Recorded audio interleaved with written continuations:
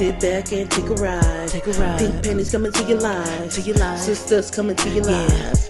Come, catch a vibe. Let's ride. Let's ride. Let's ride. Come on. Let's ride. Let's ride. Let's ride. Yeah. Sisters, we the family. Love, Crystal and TT. Yeah. Fallon, that's me. Come, catch a vibe. Let's ride. Alright. Yeah. Come on. Let's ride. This question kind of came about because my son, he's 20 and he wants to move to a place that I fear might have a lot of racism. It's a small Kentucky town with about 5,000 people.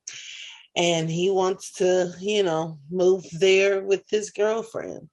And I'm just like, my goodness, what advice can I give him? Because he keeps to himself, like he doesn't get into trouble or anything like that. But I know we've all seen people on the news who have gotten killed just for minding their own business. Right. So a question I wanted to ask everybody, have you all ever dealt with racism? And if so, how did you deal with it? Yeah, I've dealt with racism. The most recent one that I can recall is when I was in school, and I'll name the school. I was at Lee Bible Institute, attending school there. And there was an auditorium full of people. We were at the president's inaugural inauguration. And I came in to sit in a seat. And so the place is filled to capacity. And there were a few Caucasians on the row. And then there was one African-American male.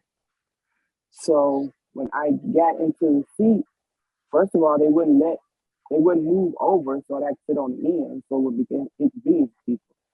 I had to, kind of squeeze through them. Then when I sat down, the Caucasian young lady, she got up, grabbed her thing, and moved to the other part of the auditorium. And then the African-American male looked at me and was like, "I'm sorry, ma'am, that happened to you." And he got up from his seat and told me to come sit down there on the end. It wasn't verbal, but the actions of it could have caused a reaction. But I elected not. I just, said that, well, you don't know me, and I'm sure you've been taught things and indoctrinated against my color. So I just left it alone. But that was my most recent, encounter with racism. Yeah. Well, I deal with it every day driving the bus, honey. A lot of them, they call us, "Thank you, driver." Sometimes I look at them like, oh. But it ain't worth it. I had to realize that it's not worth it. Don't give them that energy. You know what I'm saying? Just go, that's how you feel. That's how you feel. I've never really dealt with it far as, a person, saying the N-word or anything like that. You just know from their reactions or, how they talk to you or how they look at you, and they refer to us as driver. Wow.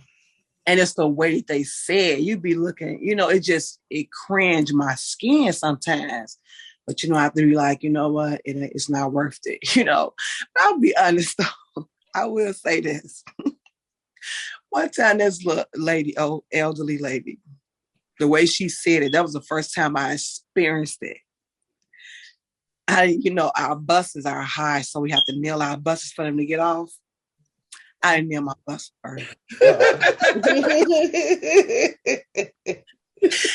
And she had the hardest time. And I just turned my head and like this.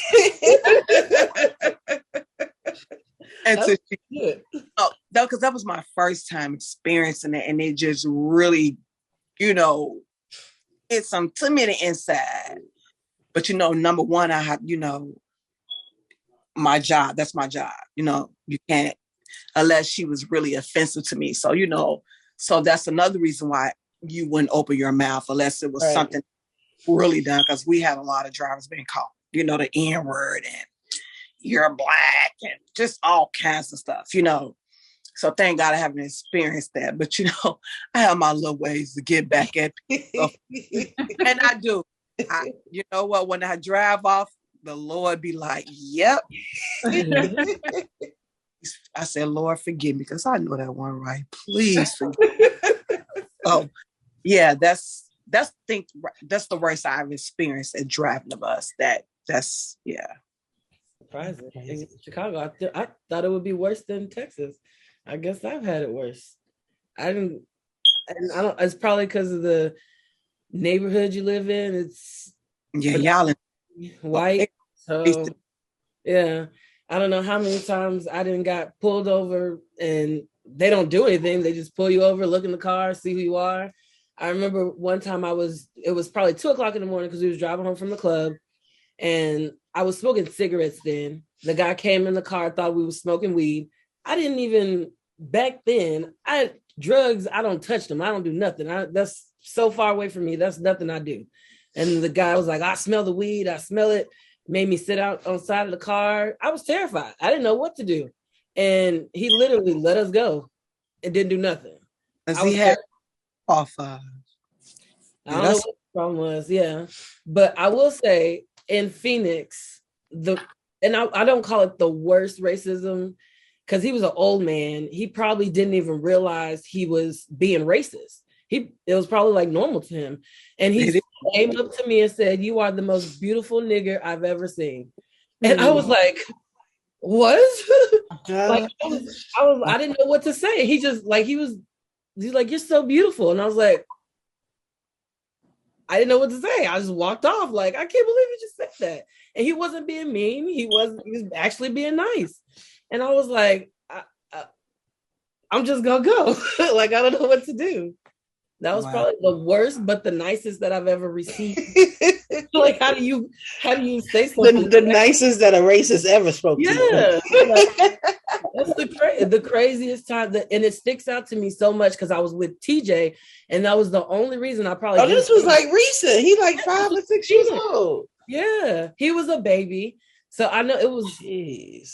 I just didn't know what to say, and I just walked off, and I was like, "What do you do?" What about you?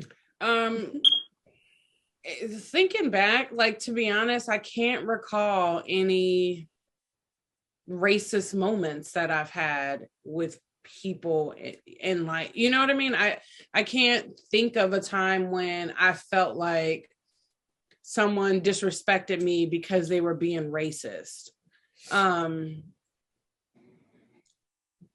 Yeah, I can't think of a time. I mean, thank God, because I don't know how I would respond in that situation. But yeah, I personally don't recall any time when I've encountered someone being racist to me, towards me, at me, or any of that. So it sounds like from all of y'all who've experienced it, the best thing to do is to walk away. Yeah, there's nothing can come out of it to a racist person to even try to change their mind. Yeah. So there's no point. And it's not, but I think it's really on the extent of how it is, you know. Yeah. It's not, I don't think preferably we never have to experience it to that extent. Right. It's just, I think, on account of what the situation is. Mm-hmm.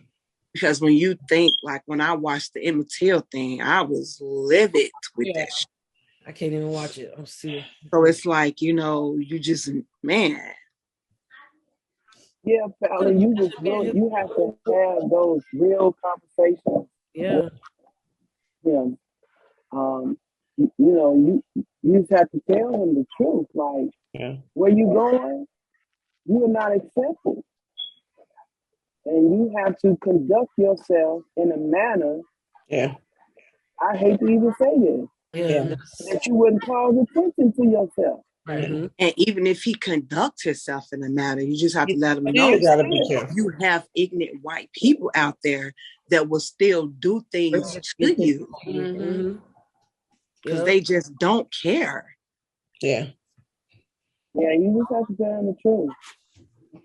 We have part 2 of that conversation today. And I said, I'm gonna be honest with you. Like, she's a sweet girl.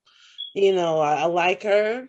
I even talked to her mom. She's wonderful. However, when you look at your future, these are the things you have to think about. And if she never wants to live anywhere else but this place, how comfortable are you going to be with being around people and then possibly having kids in the future, little interracial kids? That these are all the things you need to think about. I told him he need to go watch that Emmett Till documentary before he thinks about making this move. Yeah. That's very serious. And My son was in an interracial relationship. That's all I'm gonna say. So Are we can talk about they in Chicago? They live in Chicago still? I think she still lives here, but they're No longer together. you know, See, there are some things we could talk about as sisters off of here. But Got it. I used to think, and probably because I was raised by Jerry, I used to think all the time that I was going to end up with a white man. I did. I did. I swear to God, I did. I don't know what happened. Yeah, when did that change? When did that thought change? I think because of Jerry, I was more open to it, but I don't think I ever thought I would end up with someone of a different race. I definitely did. And then I dated someone that was of a different race, and it was not. Thank you for coming to speak to us. Yes, thank you so much. We've said this before. We have good conversations and need to do this more often. The next one, we're going to get Gina on here, whether she want to do it or not. Yeah. And, get a rotation in of our sister conversations. Oh, yeah, that's cool. That's nice. This was good to be a pop-up. All right. Yeah. Look, I'll be ready for the next one. I will make sure that one of us specifically says, hey, we're going to be recorded.